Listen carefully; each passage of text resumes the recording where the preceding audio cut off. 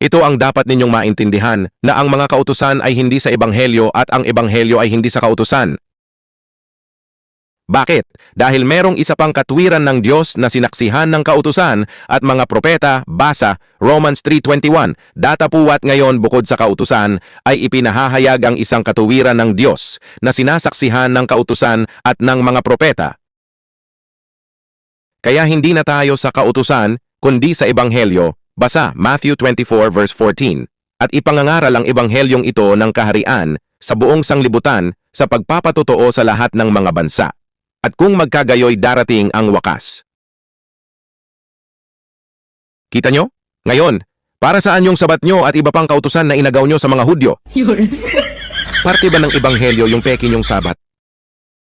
Hindi yan ang dapat matutunan ng isang Kristiyano kundi to observe all the things Jesus Christ taught us. Mateo 28:19-20. May sabat ba sa sinabi niya? Ayaw, di ma.